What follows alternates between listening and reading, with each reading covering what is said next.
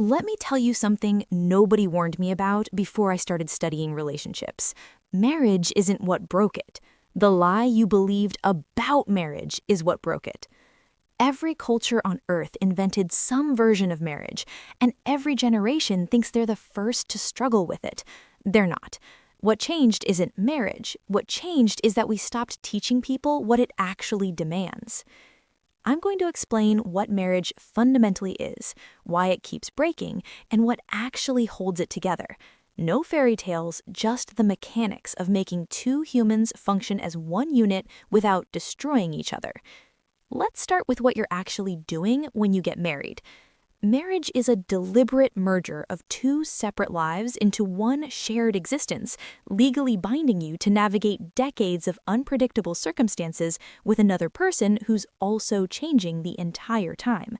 That's the deal. Everything else, the dress, the ceremony, the honeymoon, is decoration on that core agreement. Notice what's missing from that description: passion, destiny, completing each other, unconditional happiness. Those aren't guarantees. Those are marketing from movies and music that set you up to fail. Here's what actually happens. You meet someone during a temporary neurological event called infatuation. Your brain floods with dopamine, oxytocin, and serotonin. You feel euphoric. You think this person is perfect. Then, between 12 and 24 months later, the chemicals normalize. You see clearly for the first time, and you realize you legally tied yourself to a complete human being with flaws, habits, and needs that will challenge you daily. The question isn't whether you'll face that moment, you will. The question is whether you chose someone compatible enough to build with after the drugs wear off. Here's the part that determines everything. Marriage is not one thing. It's actually four separate relationships stacked inside one legal contract, and all four need constant attention. First, there's the logistical partnership. This is managing money, dividing household labor, making medical decisions, planning for retirement. It's the operational side of shared life. When this fails, you drown in resentment over who's doing more, who's spending what, who's carrying the mental load. Second, there's the emotional alliance. This is feeling safe enough to be vulnerable, being heard when you're struggling, having someone who sees you completely. When this fails, you feel invisible inside your own marriage. Third, there's the sexual relationship. This is physical intimacy, attraction, desire maintained over decades. When this fails, you wonder why you're legally bound to someone you're not connecting with physically. Fourth, there's the social unit. This is how you present to the world, raise children if you have them, manage extended family, navigate community together. When this fails, you're pulling in opposite directions about fundamental life approach. Most couples maintain two of these four relationships and can't figure out why the marriage feels broken. You need all four, not perfectly, not constantly, but all four need regular maintenance or the whole structure weakens. Now let's talk about the thing that destroys more marriages than affairs ever will: mismatched expectations about effort. Marriage is not a destination, it's infrastructure that requires daily maintenance. Think of it like owning a house. You don't buy a house and then ignore it for 30 years. The roof needs replacing, the foundation needs checking, pipes need maintenance. Small problems ignored become structural damage. Marriage works exactly the same way. Small disconnections ignored become divorce. The problem is most people put massive effort into the wedding and zero effort into understanding what maintaining a marriage requires. They think love is enough. It's not. Love is the foundation. Skills are what build on top of that foundation. What skills? The ones nobody teaches you before you say vows. You need to learn how to fight without destroying each other. That means addressing behavior without attacking character. Saying, "I felt hurt when you canceled our plans," instead of, "You're selfish and never prioritize us." You need to learn how to communicate needs without expecting mind reading. Your partner can't fix problems they don't know exist. "I need more physical affection" is actionable. Silently resenting them for not knowing is pointless. You need to learn how to repair after conflict. The couples who last don't fight less, they recover faster. They apologize genuinely. They don't keep score. They don't hold grudges that poison the next month. You need to learn how to maintain interest in someone you've known for decades. Curiosity doesn't happen automatically after 15 years.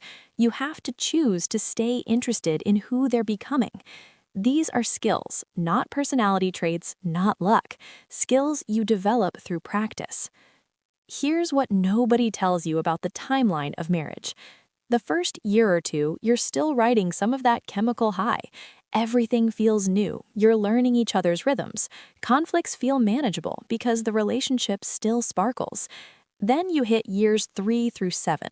This is where reality sets in. You've seen each other sick, stressed, angry, petty. The novelty is gone.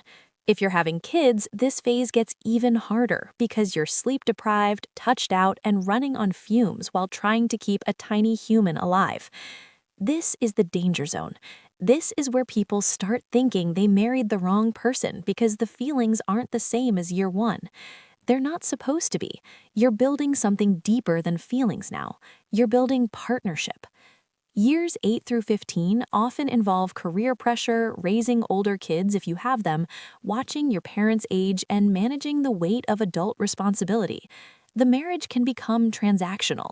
You're coordinating schedules, managing logistics, putting out fires. The romantic connection gets buried under to-do lists. If you make it past 15 years, you're entering territory where the marriage either deepens into genuine companionship or you realize you've been roommates for years and you're not sure why you're staying. Each phase requires different things. Expecting marriage to feel the same at year 12 as it did at year 1 is like expecting a teenager to act like a toddler. Growth means change. Change isn't failure. Here's the truth nobody wants to hear. You will be tempted to leave. Not once, multiple times across decades. There will be periods where you're bored, periods where you're frustrated, periods where someone else seems more exciting, more understanding, more aligned with who you're becoming. This is normal. This is not failure. This is the reality of choosing one person while surrounded by billions of other humans, some of whom will seem appealing at specific moments. The couples who make it aren't the ones who never feel tempted. They're the ones who understand that every relationship eventually becomes familiar. Running to someone new just restarts the timer on when that chemistry will fade again. What keeps marriages together isn't absence of temptation. It's the decision that working on this relationship is more valuable than starting over. You're not staying because you never wanted to leave. You're staying because you chose to work through the wanting to leave. Let me tell you about the biggest mistake people make: marrying for feeling instead of function. They marry someone who makes them feel amazing during the dating phase without asking whether this person will function well as a co-parent, financial partner, crisis manager, and retirement companion. Feelings change. Function is what you live with daily. Do they handle money responsibly? Do they communicate clearly during stress? Do they take accountability when they're wrong? Do they share your fundamental values about family, career, honesty, loyalty? These questions are not romantic. They're essential. Because 20 years into marriage, you're not sustained by butterflies. You're sustained by whether you chose someone you can actually build life with. I've watched people marry someone exciting who's terrible with money, can't handle conflict, and has completely different values about raising kids.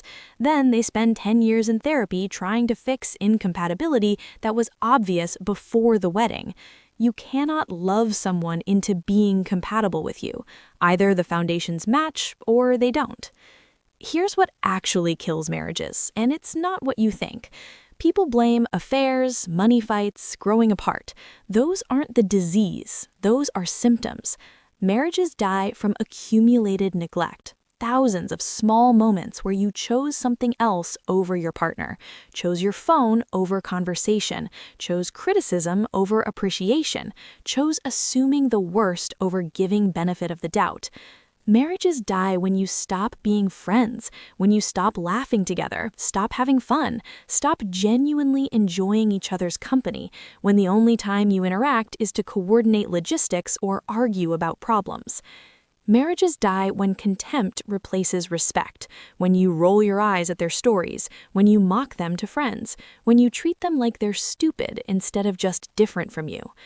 Marriages die when you stop fighting for the relationship and start fighting against each other, when winning the argument matters more than solving the problem, when you'd rather be right than be connected.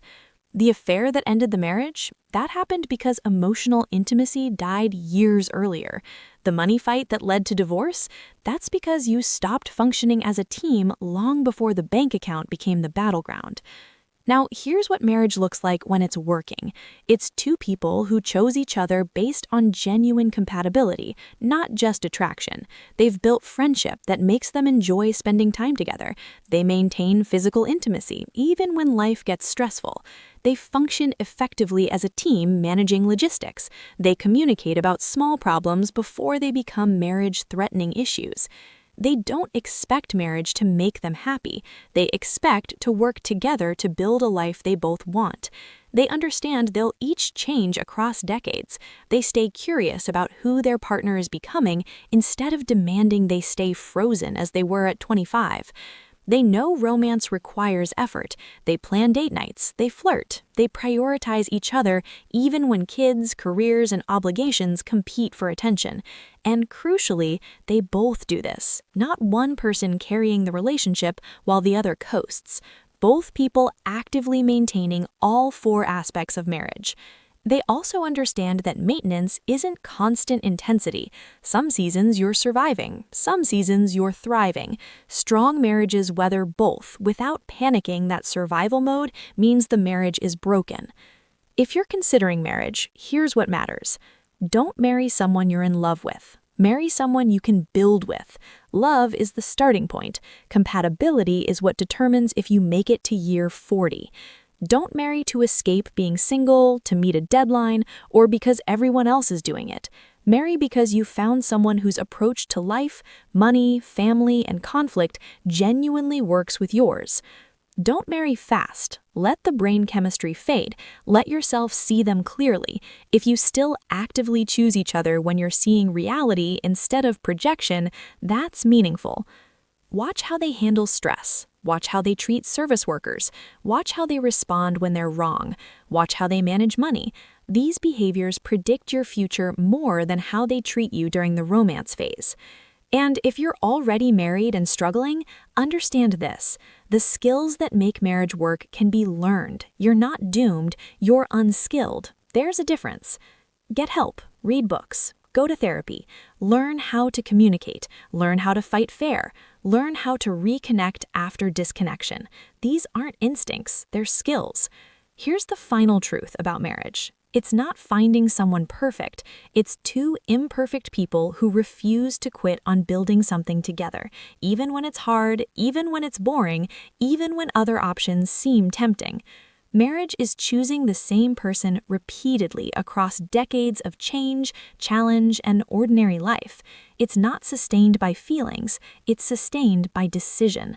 The decision that this person, this partnership, this life you're building together is worth the effort required to maintain it. That's marriage, not a fairy tale, not a solution to loneliness, a deliberate daily choice to build something with another flawed human who's also choosing you. Drop a comment telling me what marriage reality shocked you most, and subscribe if you want more honest breakdowns of topics everyone else sugarcoats.